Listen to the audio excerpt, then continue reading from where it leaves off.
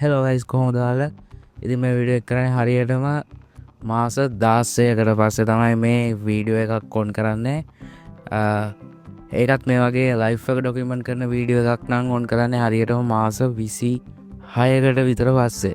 පහුගිය දවස්වල පොඩි ප්‍රශ්න ටිකක් වෙච්ච නිසා වීඩියෝස් කරන්න උනේ නැහැ. ගොඩක් බිසි ලයිෆ් එකක් තිබිච්ච නිසා. කොහොමුණත් අද අපි කතා කරන්නේ මගේ ළඟ තියෙන අද්භූත ලෙන්ස් එක ගැන. ඉතින් ඔයාලා මේ වීඩියෝ ඉවරනකම් බැලුවොත් සමහර විට මගේ ප්‍රශ්නට උත්තරයක් ඔයාලා ළඟ තියෙන්න පුළුවන් කියලා මම හිතනවා. ඉතින් ඒක නිසා තමයි මාස 16කට පස්සේ දාන පළවෙනි වීඩියෝ එක මේ වීඩියෝ එක වෙන්න හේතුවත් මට මේ ප්‍රශ්නට උත්තරයක් ගන්න ඕන එක. ඔයාලා බලන්න ඇති මොකද්ද මේ මාස 16කට පස්සේ ඇවිල්ලා මම මේ කතා කරන අද්භූත ලෙන්ස් එක මොකද්ද කියලා. ඉතින් මේ අද්භූත ලෙන්ස් එකක් කියන්නේ මේක පොඩි හේතු ටිකක් තියෙනවා. ඉතින් මම ඒක ඔයාලට එකින් එක කියන්න. මම මේ වීඩියෝස් කරන්නේ Nikon D5300 කියන entry level කැමරා එකෙන්. ඒකට තියෙන kit lens එක තමයි මම මේ use කරන්නේ. ඉතින් මේ lens එක තමයි මගේ අද්භූත lens එක. මම කැමරා එක ගත්තේ 2020 වගේ.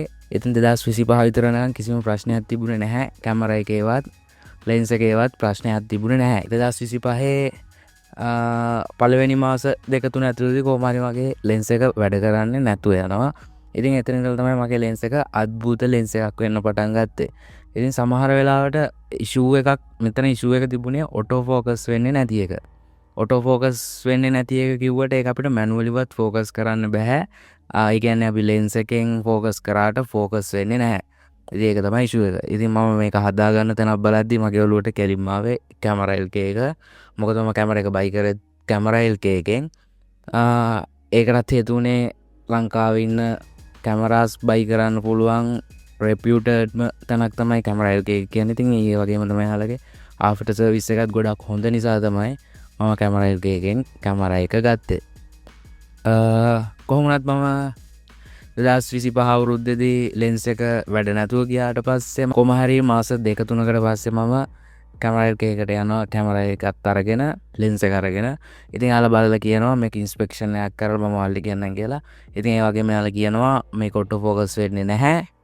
ඒක අපිට ෆික්ස් කරලා දෙන්න පුළුවන් කියලා. ඉතින් මම යාළුවාට ෆික්ස් කරන්න කියලා එනවා.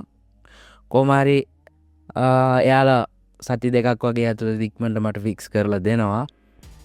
යාළුවා මම රික්වෙස්ට් කරපු නිසා මට ගෙදරටම කූරිය කරලා දෙනවා. ඉතින් ඇත්තටම හොඳ සර්විස් එකක් යාළුවාගේ දෙනවා. ඊට පස්සේ තමයි ගෙදරට ආවට පස්සේ පළවෙනි දවසේ වැඩ කරා. දෙවෙනි දවසේ ලෙන්ස් එක වැඩ කරන්නේ නැතුව ගියා. මම try කරා කැමරා එක off කරලා on කරලා ඒ විදිහට ආයෙම දෙතුන් සැරයක් බැලුවා. කොහොම වුණත් අර ඉස්සර වෙලා තිබුණ issue එකම ඒ විදිහටම තියෙනවා. ඉතින් මම කැමරා එකට කතා කරා. හරි යාළුවා කිව්ව ප්‍රශ්නයක් නැහැ. දෙන්න අපි ඔයාලට මේක ෆික්ස් කරලා දෙන්නම් කියලා. ඉතින් මම ආයෙම ලෙන්ස් එක අරගෙන ගියා. ඊට පස්සේ එයාලා ඒ වෙලාවේදී ලෙන්ස් එක ගත්තා. එයාලගේ ටෙක්නීෂියන්ට දුන්නට පස්සේ ටෙක්නීෂියන්ගේ කැමරා එකේ ලෙන්ස් එක වැඩ. ඉතින් කොහොම හරි එයාලට මම කිව්වා එහෙම ඉෂුව එකක් තියෙනවා ආයෙම චෙක් කරන්න කියලා. කොහොම හරි එයාලා ආයෙම චෙක් කරලා ඉෂුව එක ෆික්ස් වෙලා තිබුණා. ඉතින් මම ගිහිල්ලා ආයෙම ගත්තා. මම කිව්වට මගේ අයියා තමයි ගියේ.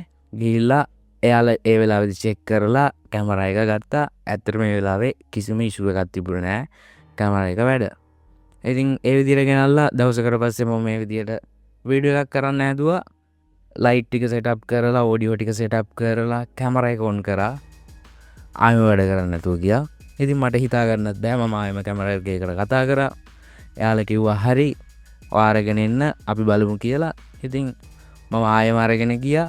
මම මගේ බොඩි එකත් අරගෙන ගියා කැමරා එකේ. ඉතින් මගේ බොඩි එකට වැඩ කරේ නැහැ. එයාලා කිව්වා සමහර විට බොඩි එකේ ඉෂුව එකක්ද දන්නේ නැහැ කියලා. එයාලා වෙන එයාලගේ ළඟ තිබුණ කැමරා බොඩිස් 3කට විතර දාලා බැලුවා. ඒ තුනේ වැඩ කරෙත් නැහැ. ඉතින් එයාලා ආයෙම ජොබ් එක බාරගත්තා. මේක ෆික්ස් කරලා දෙන්නම් කියලා. කොහොම වුණත් ටෙක්නීෂියන්ගේ කැමරා එකට දාලා බලද්දි ලෙන්ස් එක හොඳටම වැඩ. ඉතින් මට හිතා ගන්නත් බෑ. කොහොම වුණත් මම දැන් ඉන්නේ කොළඹ නෙමෙයි. පොඩ්ඩක් කොළඹෙන් එළියේ. ඒක නිසා මට යන්න පොඩි දවසක් ඕන නිසා මම කිව්වා ඔයාලා තව ටිකක් ටෙස්ට් කරලා බලන්න, චෙක් කරලා බලන්න. සමහර විට මේක ෆොටෝස් විතරක් අරගෙන නෙමෙයි වීඩියෝස් කරලත් බලන්න. මේක ප්‍රශ්නයක් වෙන්න පුළුවන්. සමහර විට වැඩ කරන්නේ නැති වෙන්නේ වීඩියෝ ඔන් කරාට පස්සේ වෙන්න පුළුවන් කියලා. ඉතින් යාළුවා ඒ කිව්වා වගේම ඒ විදිහට චෙක් කරා සති දෙකක් විතර. ඉෂුව එකක් නැහැ කියලා කිව්වා. ඊට පස්සේ ඒත් මගේ අයියා තමයි ගියේ. ගිහිල්ලා එයාලා එතනදිත් බැලුවා. කිසි ප්‍රශ්නයක් නැහැ ගෙනාවා. ඉතින් ගෙනල්ලා මේ දවසකට පස්සේ තමයි මම මේ වීඩියෝ එක කරන්නේ. ඉතින් ඔයාලා මේ වීඩියෝ එක බලනවා කියන්නේ දැනට කිසිම ඉෂුව එකක් නැහැ කැමරා එකේ ලෙන්ස් එකේ.